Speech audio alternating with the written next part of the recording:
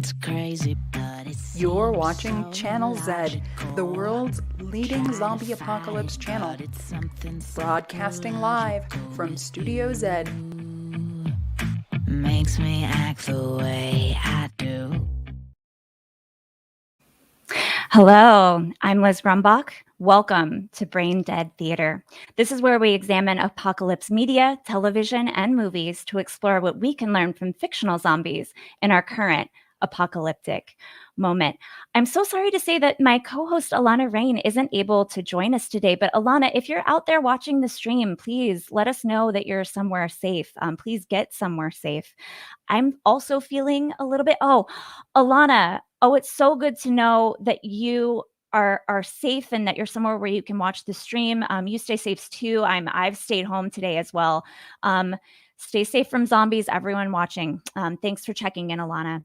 I'm also feeling a little bit under the weather. I mean, this might be a little impolite, but if any of our viewers out there know what these like strange spots are on my face, what they might be, or if you have any tips for dealing with some really intense hunger pains, please let me know in the comments as well. But today, I'm so excited and I'm just thrilled to be here to talk about zombie films. And ideally, we're going to give y'all a few underrated gems to watch over Halloween week. So welcome to the Brain Dead Theater Halloween special. We have two amazing guests that will be joining me to chat about the best zombie movies you've never heard of and just exactly what it is about zombie films that call to us and teach us and also horrify us. So Dr. Jason, David, Scott, and Nicholas Pilarski from ASU's Film School. Hi, you're joining me from the studio today. It's so good to see you in the studio. I'm glad you made it. Is everyone safe? Did you make it in okay? We made it in okay. We're a little bit concerned about some of those markings on your head, but for the moment, we'll continue our conversation. The zombie horde seemed to be quiet today. Oh, good. So we've made our way into the studio so that we can talk to you about zombie double features. Very excited.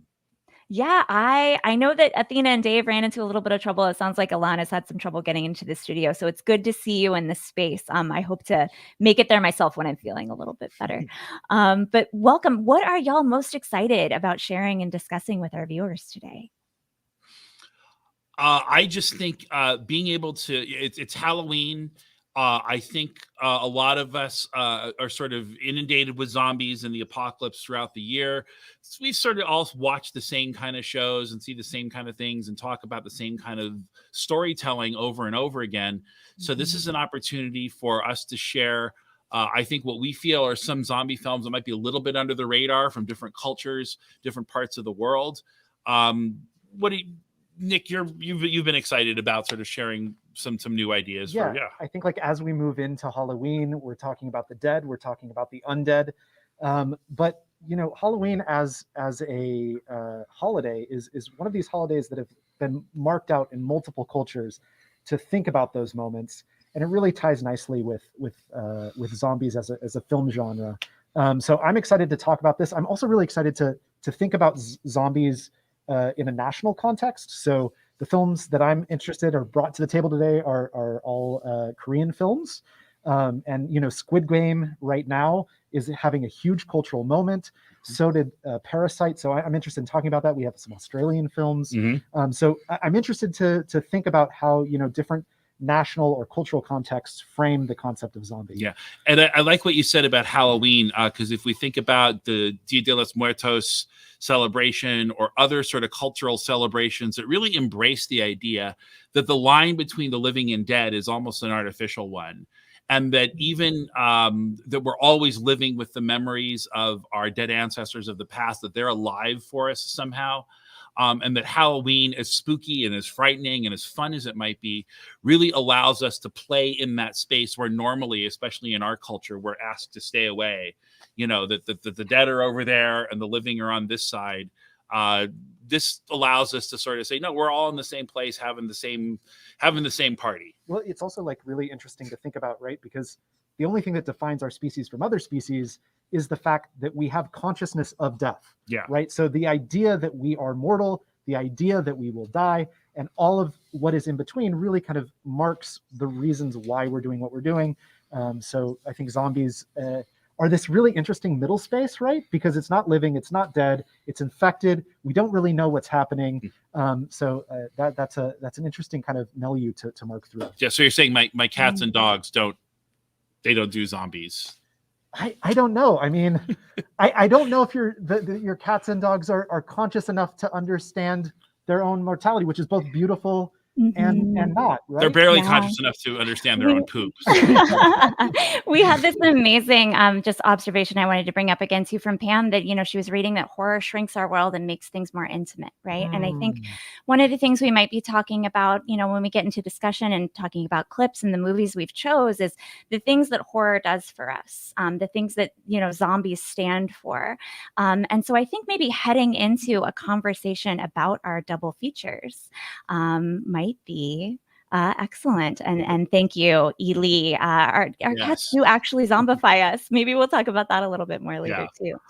Well, it's interesting. I mean, because we thought about this idea of fun zombie double features, and we've all come up with 2 films that we think are fun to watch back to back. We'll be talking about all of them.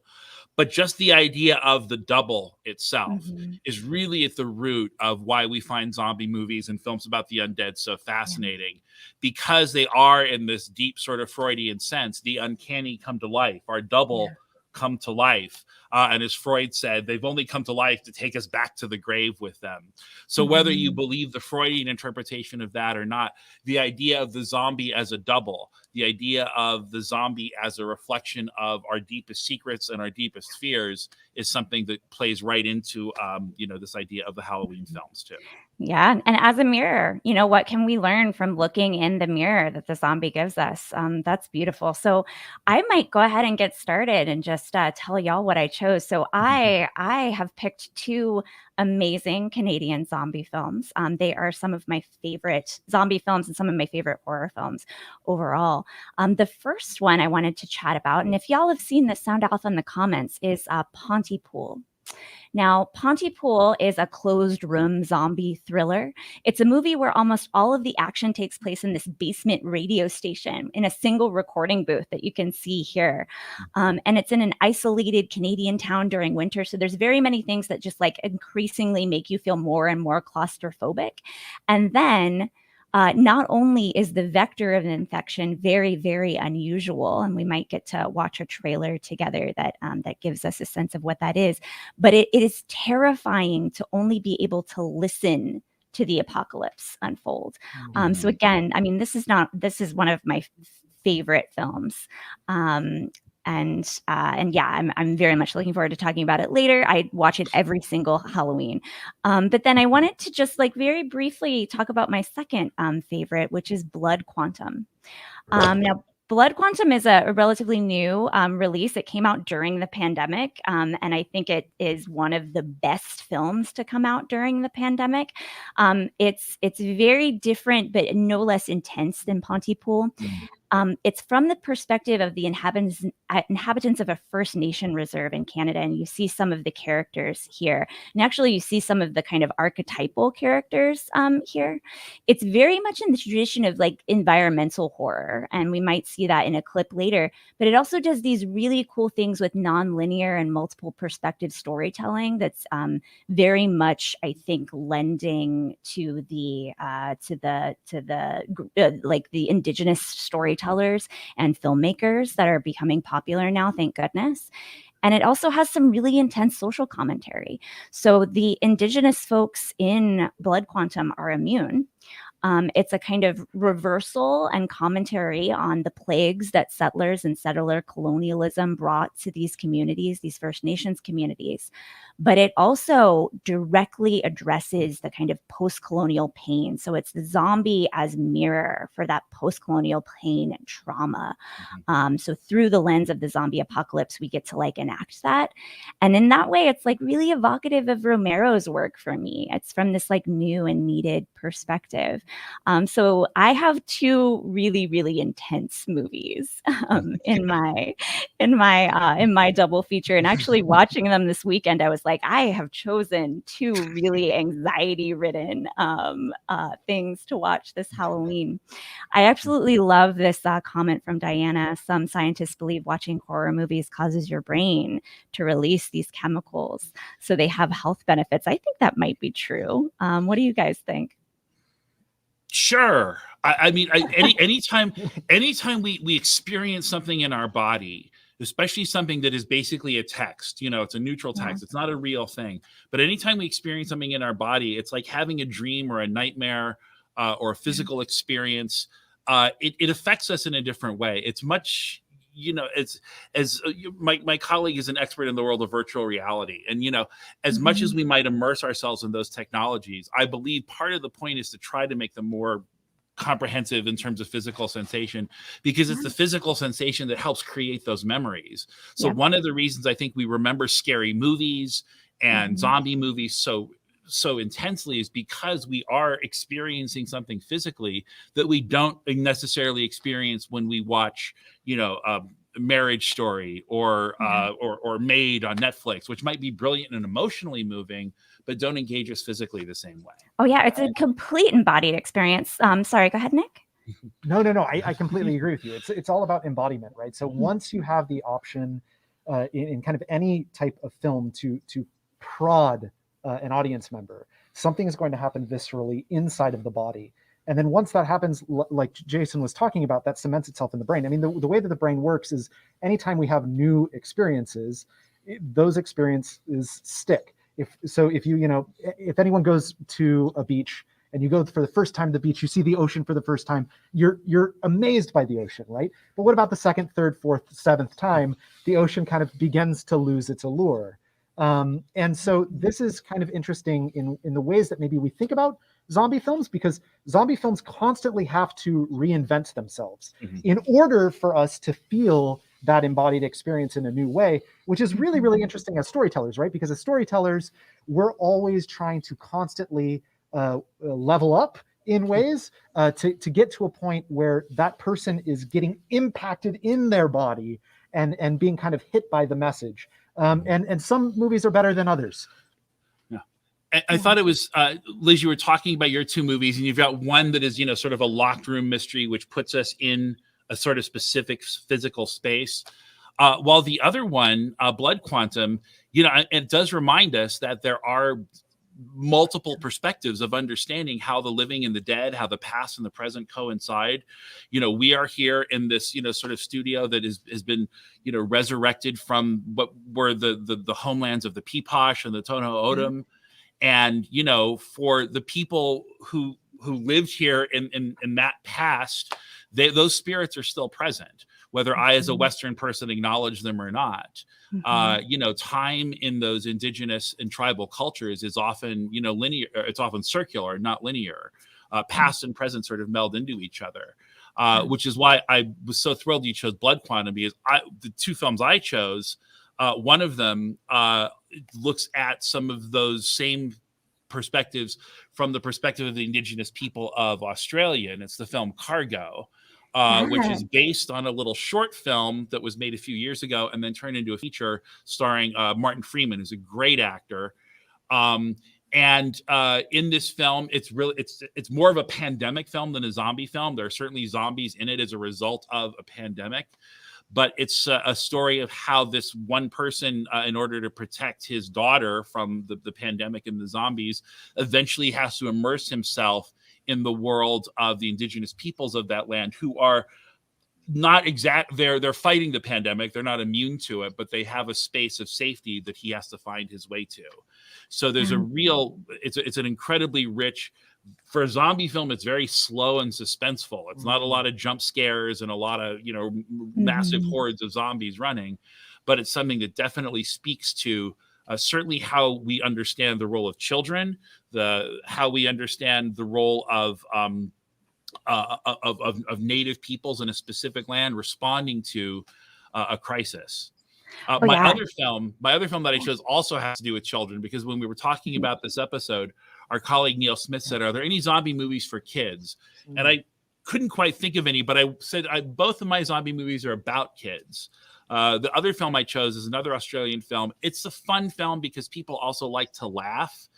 There's something about laughter, especially in uncomfortable situations. So it's a film called Little Monsters. It's now on Hulu. It stars Lupita Nyong'o, Josh Gad in sort of an extended cameo.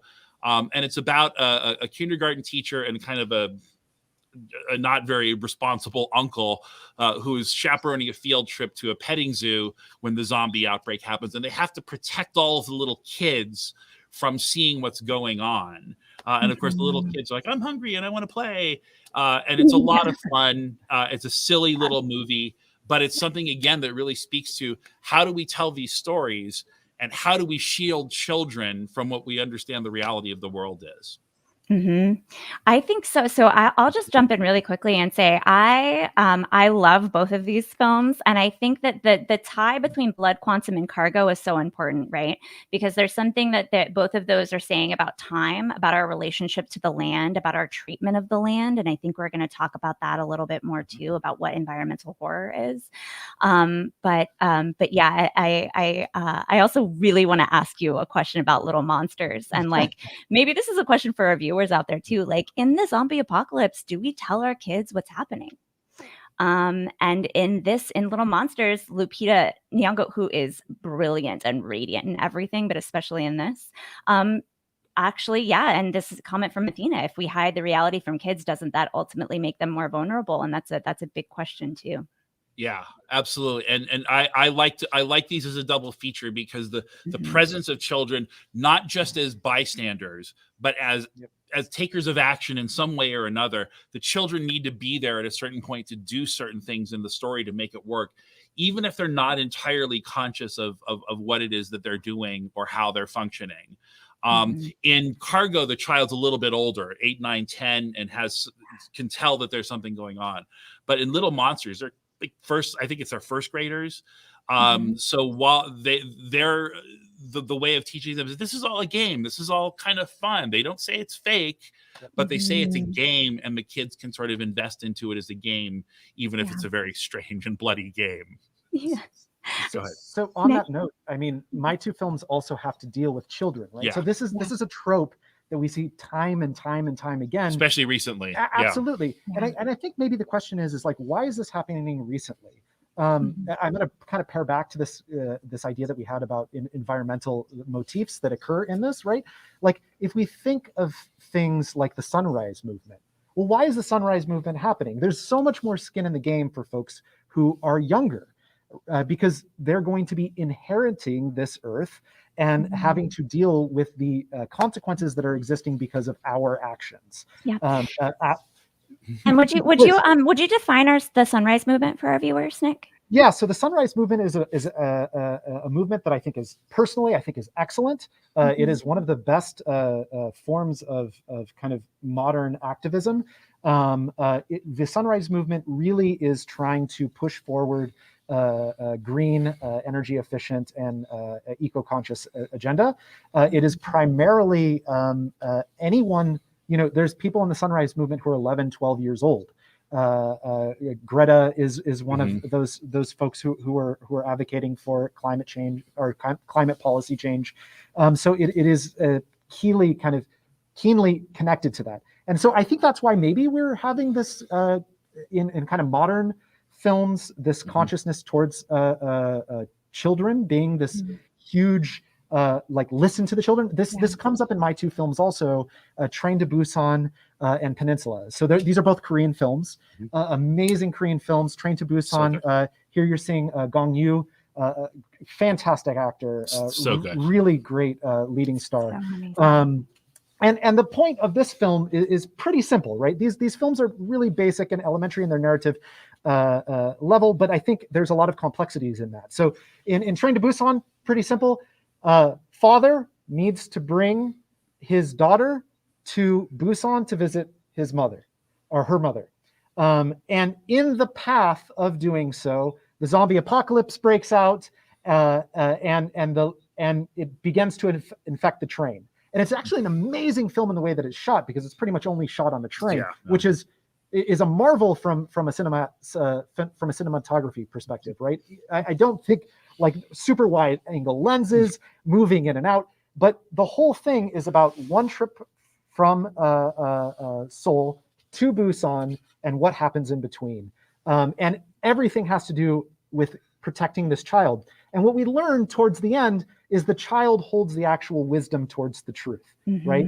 The child keeps asking this father who has this ideological idea of individualism. The child keeps saying, you have to do what's right. You have to do what is going to benefit everyone. It doesn't matter if we're at risk, because if you do that, we will lead to a better solution. And that kind of is taken up onto the second film, which is directed by the same director. It's a spiritual, it's not necessarily a sequel. It's like Train to Busan Presents, I think it's called, Peninsula.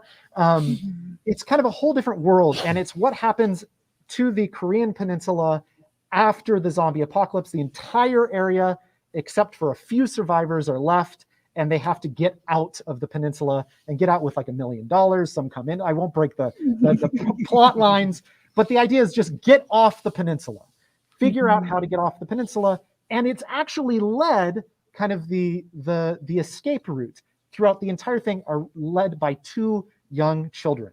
One who I think is about 8 or 9 years old, and the other is 6 or 7. And it's fantastic and on a huge scale. So it's kind of one of those things where you see that there was like a bit of a success with Train to Busan, and then they were like, hey, we're going to invest millions and millions more dollars into this project. So it grew exponentially. I don't know if it's as good of a film as Train to Busan, but it definitely is much more of a thrill junkies version of an apocalyptic film. It's so interesting. So I watched Peninsula for the first time. I can't believe I missed it last night. And what I love about, I think both Train to Busan and Peninsula, and maybe all of the movies we're talking about, is that they're all genre bending. And I think that's why they're hidden gems in the zombie genre. Peninsula is a heist movie. It's a zombie movie, but I think it might even be a heist movie first. Would you say that, Nick? Oh yeah. I mean, it follows all the things, right? You have a crew. You have to assemble the crew in the beginning. What happens when you assemble the crew? They go to the Korean peninsula that's infected to get, I think, like hundreds of millions of dollars. And then they have to leave undetected and with their lives, right? That's the same as Ocean's 11, 12, 13, 14, 15, 16. It's the same thing, right? but with zombies versus security cams as the problem. Yeah. And to return to this question of, and sorry, Jason, did you have thoughts about heist movies? I feel like we all do. No, it's a whole other thing. But the question on the screen is a great one, especially if we elevate kids from small children to teenagers. I know a lot of when we were talking to our classes and our viewers, a lot of people talked about Zombieland as a favorite movie. Other films with teenagers. I think. And I'm going out on a limb here because I'm just sort of formulating this. Teenagers were victims in horror films for so many years. And the standard trope of the Friday the 13th, Halloween slasher films basically preyed on teenagers. And there might be one older person who would occasionally get killed, but mostly it's, horny teenagers who are getting killed. So the zombie films in a weird way are a way of those teenagers getting back and being allowed to perpetuate that kind of, action, violent heroism that otherwise they were constantly being victimized for. And we think of, again, just thinking of this generational shift, moving towards the Sunrise Movement, we're moving from an era of starting with the Vietnam era and moving really through the next 30 years of seeing teenagers as potential victims. And think people who must be protected. They've got to be protected by law, laws about sexuality, laws about how they dress. They've got to be policed. And we're finally starting to see that younger generation, as well as sort of other generations, saying, hey, maybe we don't. Maybe we can activate teenagers. Maybe there can be teenage entrepreneurs. There can be teenage activists. And there can be teenage heroes of movies who do big, grown adult things without having to get conscripted into, a traditional military war, without having to get conscripted into an army where they also might be victims. So I think Zombieland is a kind of, those kind of films are sort of wish fulfillment And even in something like Little Monsters, where both of the lead adult characters they're not parents yet. They're in that kind of stage of, teenage, post-adolescent, college age, arrested development. But it's through this ordeal that they learn sort of how they're capable of taking care of the next generation. But Yeah. isn't And- this a solution? Oh, yeah. Go, Oh, go, I Liz. was just going to really quickly say, I think what I find so amazing about all of the films that we have chosen is that we all chose films where the kids, the children, the next generation, there's hope.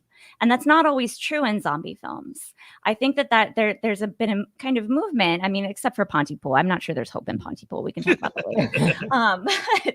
But I think I think that the movement towards hope in horror has been really interesting to me, especially in environmental horror, because I think we need that hope right now.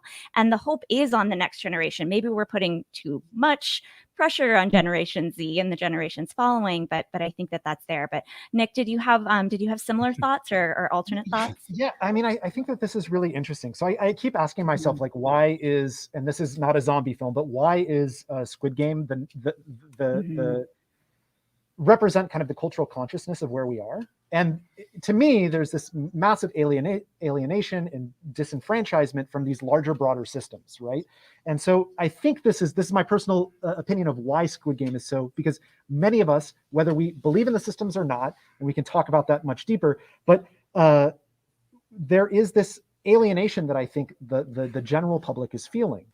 Now, what's interesting about all of these films that bring the youth as the focus is it's like, maybe this is our answer. Maybe we've looked up and, the average, I think, age, I read this of an American, like within the United States, an American leader is like 71 years old, is the average governmental position, 71 years old, give or take a few years. The rest of the world is actually much younger.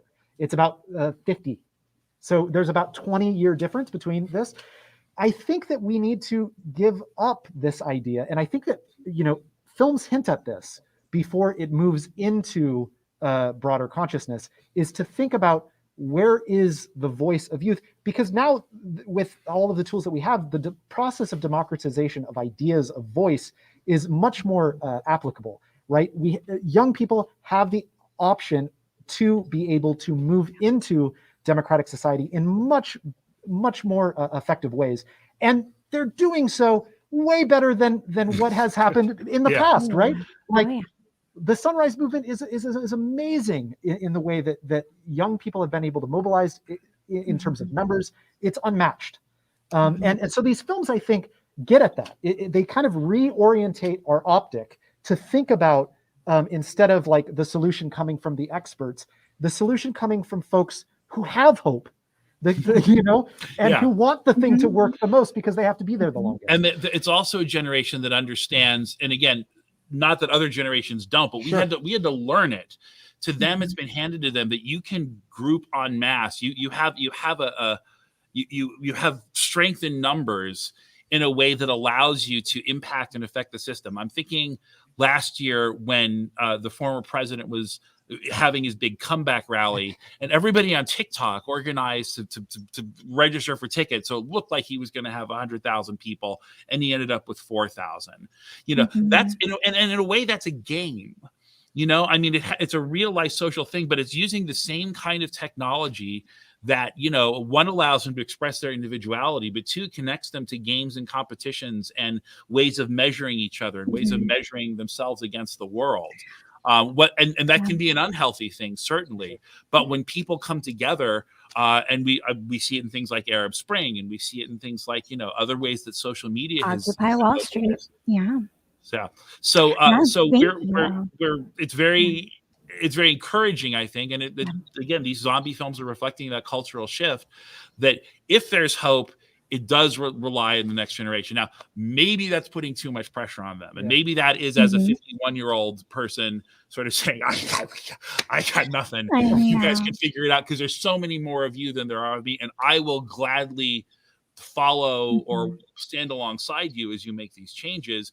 But I don't have the capacity to do it because I was raised in a generation where, one, we didn't have the technological capacity, but two, we were constantly presented on screen as potential victims rather than survivors. Yeah. And I think I'm going to just channel Athena as we head into our next Athena Activist, and as we head into our next session by saying that, cooperation, coordination, communication, that's the future too. And I think a lot of the movies that we've chosen have not only kind of put our hope on the next generation, but also in listening to the voices of those that we have not listened to in the past.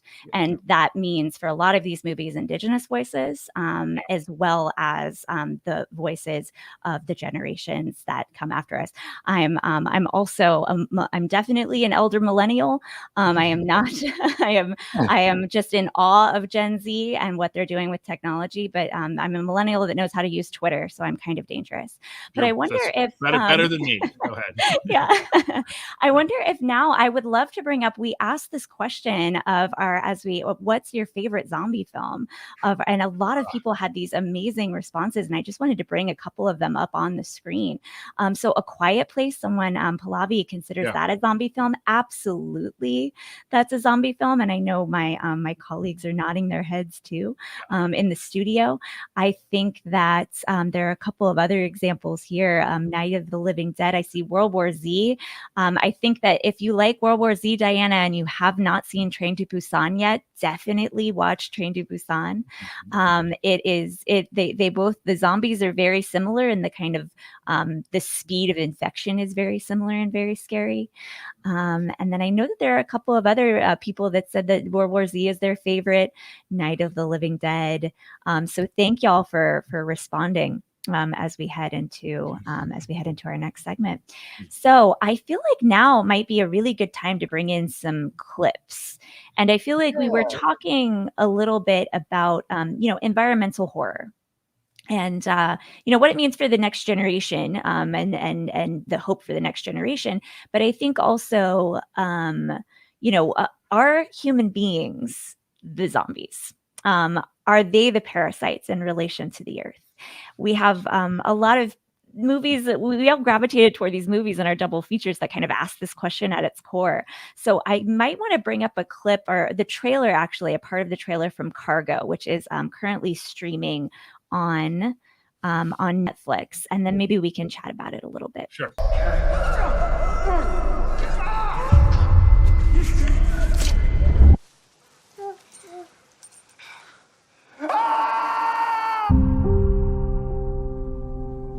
You're the first people I've seen.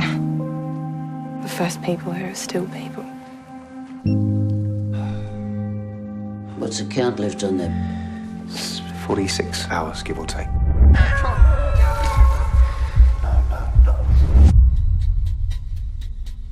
They're setting out hunting parties. If you want to give this baby a second chance, you just stay away. What's this? Just making hay while the sun shines. The sun's not shining, babe. I'm not gonna hurt you. Promise you. Let's help each other.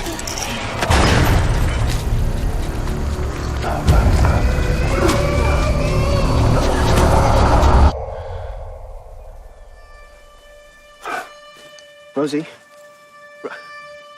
This way. And I wanted to bring up that clip because of the way it ends, with the next generation saying this way. But I think that this was one of your double feature picks. Is that right? Yeah, no, when I teach my class on sex and violence, and we always watch some kind of zombie film. And after years of watching Dawn of the Dead and Night of the Living Dead, which are amazingly rich films, but they're really films of that time, I wanted to find something that was new and just took a different approach. What you don't quite see in that, although it's, you can imagine it, is there's actually an initial reluctance of that Indigenous character to engage with the Martin Freeman character, that it takes him a while to win her over, even though she is completely being victimized sort of from the beginning, and she needs him more than he needs her in a way. But that shift that she makes to choose to work with him, to choose to help him protect his daughter, in the midst of his own growing infection and what's going on in the world around them is really profound, and it really does shift the center of the movie from his ordeal to the collective story of how this small group, and it's really just 3 or 4 people, is going to survive. Well, I mean, it's interesting that all of these stories kind of lead in some way, shape, or form to collectivism, right? So they're creating this kind of utopian reality that we don't necessarily live in, right? Like we do not live in a collectivist society. This is very, very clear. We might have, voting and all of those things as a collective, but as it works out, it doesn't necessarily work. So what's interesting to me is the concept of like the event happens, right? And we need this moment or this event to occur. We realize and reassess the systems that are at play. Yeah. And then constantly we go to this idea of collectivism, which I think we all agree individually. Like if you play these films for hundreds and hundreds of people and you say, did the characters make the correct choice? Did they do this? And I think that what's interesting to me as a rhetorical strategy is that these films work, right? They work towards bringing us towards kind of collective solutions, that what Athena was talking about, collective solutions that use kind of various modular points that live within a system to kind of survive and survive better. Yeah. And more, we also see the more individualistic characters as the antagonists. Yep. And those tend to be, and again, this is very loosely speaking, those tend to be the cis white male humans. The ones who see themselves as father figures. In Little Monsters, it's comically Josh Gad playing this children's TV character host, but he just brags about all of the women that he sleeps with as he's sort of breaking down. In Cargo, it's another survivor, but somebody who has manufactured sort of a family of his own simply out of power and privilege. And we see him as sort of the main antagonist. In Train to Busan, it's the father who needs to learn that lesson about self-sacrifice or sacrifice on behalf of the community. And you see that in some of the other characters as well. So, and I think even from the original Night of the Living Dead, where we saw the people who were more selfish are the ones who are, one, they're going to get eaten by the zombies, obviously, but 2, they're the ones who are getting in the way of some kind of collective progress. That if everybody decides that there's this plan, there's always the one guy who says, well, I'm going to use this plan to get something for myself. And that usually results in his comeuppance. One of the things that I love so much, I think, about Blood Quantum is that that force of resistance against change or cooperation is actually the post-colonial pressure and pain and trauma that the characters are feeling. And so it's kind of an internal, it's a real, if y'all haven't seen it, please do, because it's a real kind of twist on the zombie genre in that way. And talking about like what happens when it's the community itself, this tight-knit community itself that has all of these pressures, because it even happens then, right? So just going to say that, but Nick, did you have a thought? Yeah, I mean, this is also a really interesting way in one of the Train to Busan is almost this we're going to model a new society. Train to Busan, very like anti-capital messages that are, it comes out in 2016, right? So we have all of this kind of like re-envisioning kind of democratic socialism that begins to rise around the world as this, but 2016 it comes out and the lead character is, and it's brought up time and time again, is a speculative trader, right? That's right, yeah. A speculative trader who only goes out for himself, and in order to save his daughter, he believes at the beginning, hey, you have to be in this for yourself. Don't care about these people. Throw these people away. They're going to die. It's about us surviving, just me and you, right? So rugged individualism. And that rugged individualism is tested in kind of this like, as the character moves through the train, you actually see this unpeeling of the onion of the main character. And then the character realizes there's nothing inside, right? Yeah. That like this kind of rugged individualism just leaves you by yourself. And then the character begins to mobilize with other characters, begins to create a better system, and then goes against that character that represents this like individual who's trying to subvert the system so they can live. It's a fantastic metaphor in the way that like post-capital might work. And we've also got we've got a couple, we've got a team. Yep. There's a baseball team. Yeah. There's all these different articulations of how human beings relate to each other. It's multi-generational. Yep. And obviously, you know that most of them are not going to survive. And again, the fun of watching the zombie films is sort of who's going to get it next and how. But ultimately, it comes to an ending that the movie earns. Yep. Because you don't want to be at the end of a zombie movie and think, well, everybody died for no reason. It was just an exercise in bloodletting, But instead, again, we get that ray of hope, or that thing that says, hey, the strategy to survive in this apocalyptic setting is to come together, to listen more, to use all resources, to respect the land, and sort of understand that, if we're responsible for what's happening, and usually there's some human source of responsibility, then we also have to be responsible for a solution that makes a better world. It doesn't just restore the world that we once had, but actually teaches us to communicate, to understand each other better, and to work together stronger. But that's, I think, a really interesting point, because it just doesn't burn the world down and then reinvent it, which there's reasons maybe to do so in some contexts.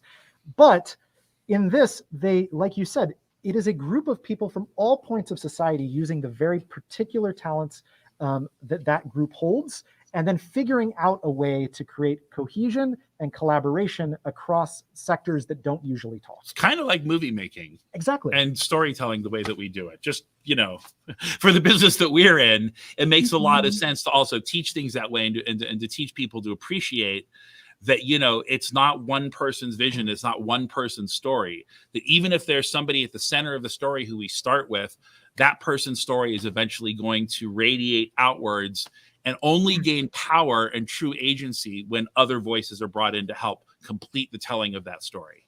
I'm realizing in this conversation that the two movies that I chose for my double feature are super negative. And I'm really kind of inspired by this idea that zombie films are going to teach us something about human behavior and morality, because I'm thinking too about, that both Train to Busan and maybe Little Monsters in conversation with each other right now. Train to Busan, the dad figure, the child keeps telling him, you don't care about people, you have to care about people. And in Little Monsters, that's also what the main character learns, is that he has to care about people in order to live. So I wonder if maybe showing a clip from Train to Busan and chatting about it a little bit right now might be awesome. So I'll show that. That's great.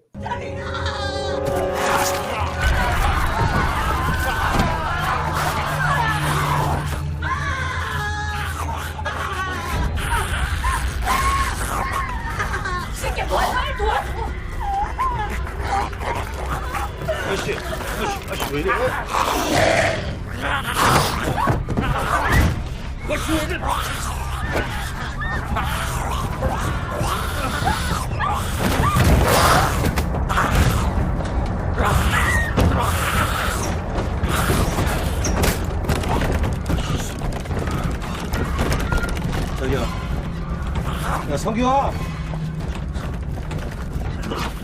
这是我这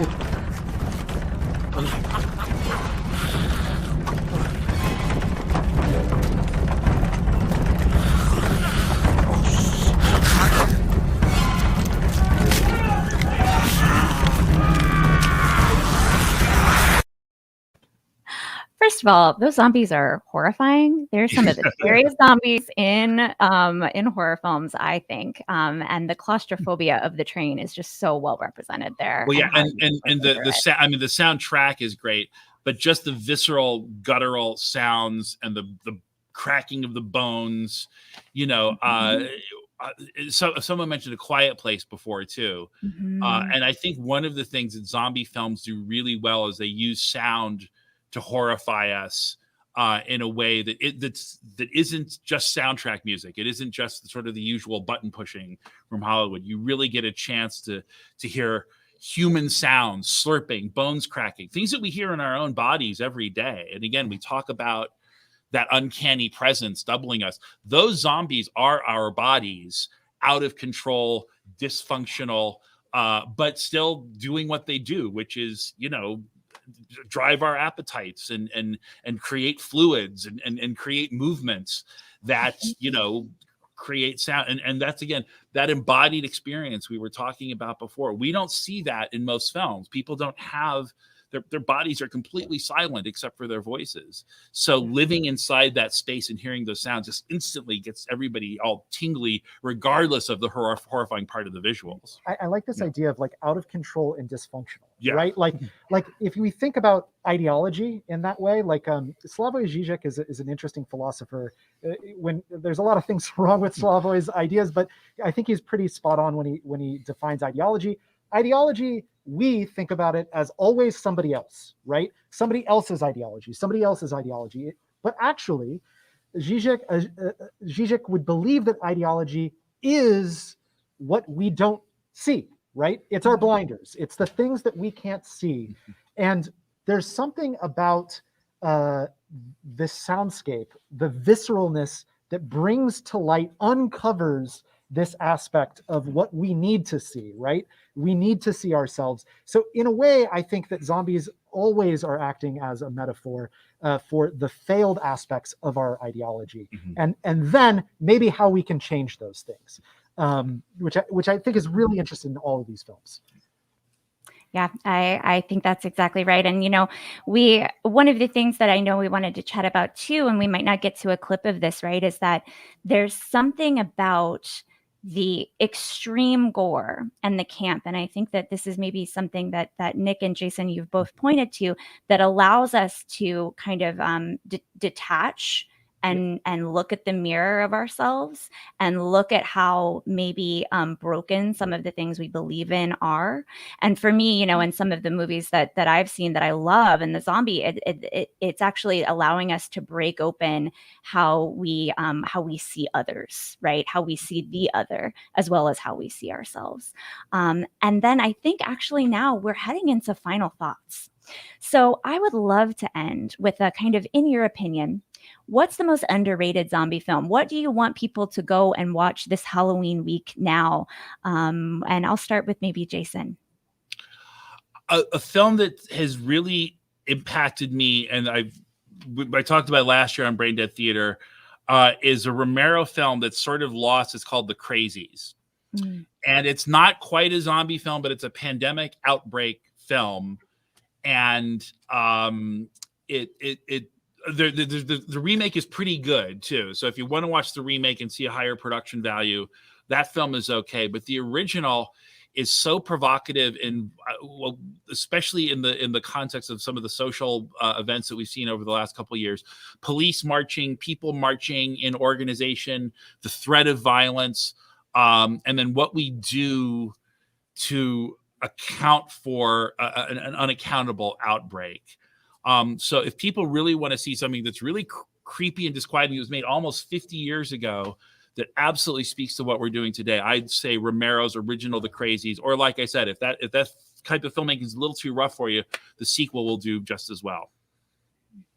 And then Nick. Yeah. I think mine is a recent film, I think 2020, Jim Jarmusch's The Dead Don't Die.